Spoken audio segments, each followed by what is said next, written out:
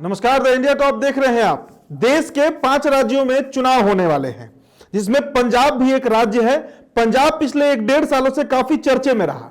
कारण था वहां का किसान आंदोलन। लगातार जो 3 कृषि कानून लाए गए थे नरेंद्र मोदी की सरकार के द्वारा, उसके खिलाफ में वहां के जो किसान संगठन के लोग हैं, खासकर राकेश टिकैत की बात करें, वे लोग दिल्ली के सभी बॉर्डर्स को जाम किए हुए थे। अब इन राज्यों में चुनाव है, तो चुनाव के लिए जो तमाम पार्टियां हैं, उनके जो बड़े नेता हैं, वो चुनाव प्रचार में पहुंच रहे हैं।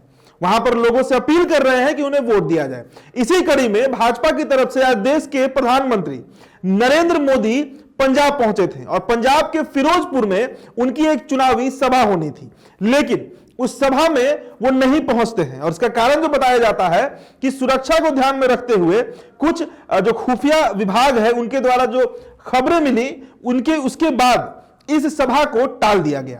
और प्रधानमंत्री जब दिल्ली पहुंचे तो उन्होंने ट्वीट किया, जिसमें वो लिखे कि पंजाब के सीएम को धन्यवाद बोल देना, मैं वहां से जिंदा लौट गया। अब पूरा मामला क्या है, चूक कहां पर हुई है? पंजाब के जो कांग्रेस है पंजाब में, उन्होंने कहा कि यह भाजपा का खेल है, लेकिन बीजेपी की तरफ से यह कहा जा रहा है कि कांग्रेस ने जानबूझकर इस तरीके का काम किया है कि वहां पर सभा को टालना पड़ा है।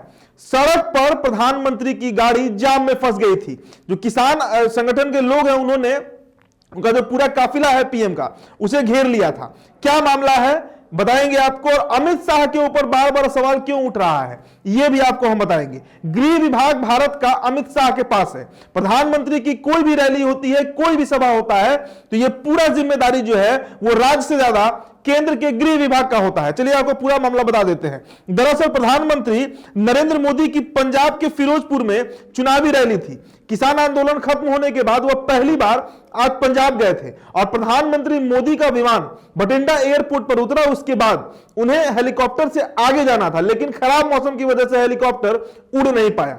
करीब 20 मिनट इंतजार के बाद वे सड़क के जरिए हुसैनीवाला के राष्ट्रीय शहीद स्मारक तक जाने के लिए निकले और उसके बाद सड़क मार्ग से जाने में उन्हें करीब 2 घंटे से ज्यादा का वक्त लगना था। प्रधानमंत्री की सुरक्षा की कमान संभालने वाली एसपीजी को पंजाब के डीजीपी ने भरोसा दिलाया था कि सुरक्षा के बंदोबस्त कर दिए गए हैं। इसके बाद पीएम का काफिला वहां से निकलता है और बठिंडा एयरपोर्ट से हुसैनीवाला जा रहे प्रधानमंत्री का काफिला जब राष्ट्रीय शहीद स्मारक से लगभग 30 किलोमीटर पहले एक फ्लाईओवर तक पहुंचता है, तो वहां प्रदर्शनकारियों ने रोड ब्लॉक कर रखा था। रोड जाम होने के कारण बीच सड़क पर प्रधानमंत्री मोदी फंस गए और करीब 20 मिनट तक प्रधानमंत्री रोड में फंसे रहे। सुरक्षा के ख्याल से बेहद संवेदनशील माने जाने वाले प्रधानमंत्री नरेंद्र मोदी का बीच सड़क पर फंसे रहना कोई बड़ी चूक मानी जा रही है। और माना क्यों ना जाए, देश के प्रधानमंत्री हैं और पंजाब वो राज्य रहा है जहां पर केंद्र से कई बार तानातानी देखने को मिला है। इसी देश में ऑपरेशन ब्लू स्टार हुआ है, इसी देश में सिख दंगा हुआ है। तो इस सभी प्रकरण को देखते हुए पंजाब में ज्यादा अलर्ट रहती है। लेकिन सवाल यह उठता है कि क्या जब प्रधानमंत्री का दौरा होता है तो ये जो एसपीजी होते हैं वो क्यों नहीं अलर्ट थे?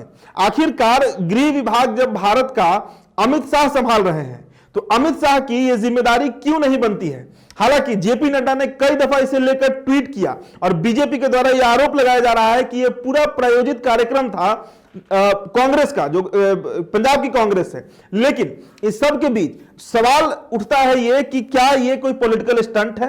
क्या प्रधानमंत्री और पूरी भाजपा की यह कोई पॉलिटिकल स्टंट तो नहीं है पंजाब में खबरों के बीच बने रहने के लिए? आप कह सकते हैं, क्योंकि लगातार जो प्रधानमंत्री नरेंद्र मोदी हैं वो इस तरह के पूर्व में भी देखा गया है कि इस तरह के काम करते आए हैं कि ना चाहते हुए भी लोग उन पर अटेंशन दे देते हैं।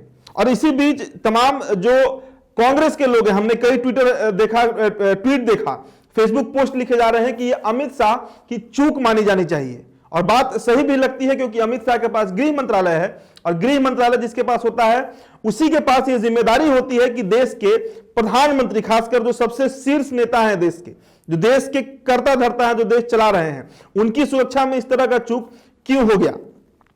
आपको बता दें कि प्रधानमंत्री की सुरक्षा में चूक को लेकर पंजाब सरकार पर अब गंभीर सवाल भी उठने लगे हैं। भाजपा अध्यक्ष जेपी नड्डा, जो मैंने पहले बताया, ने रैली रद्द होने के बाद कई ट्वीट किए हैं। उन्होंने कहा कि पंजाब की कांग्रेस सरकार को स्वतंत्रता संग्राम सेनानियों का भी कदर नहीं है। सबसे ज्यादा परेशानी वाली बात प्रधानमंत्री की सुरक्षा में चूक की थी। प्रदर्शनकारियों को पीएम का रूट बाधित करने की छूट दे दी गई थी। लेकिन यह भी सवाल यहां उठता है कि आखिरकार पीएम जिस रास्ते से गुजरेंगे उसकी पूरी जानकारी रहती है गृह विभाग के पास, और जिस रास्ते से वो गुजर रहे थे करीब 20 मिनट उनका गाड़ी जो है काफिला फंस जाता है, तो उसकी जानकारी गृह विभाग के पास क्यों नहीं थी? एसपीजी इसका नोटिस क्यों नहीं लिया था? और क्या कर रहा था भारत का गृह विभाग?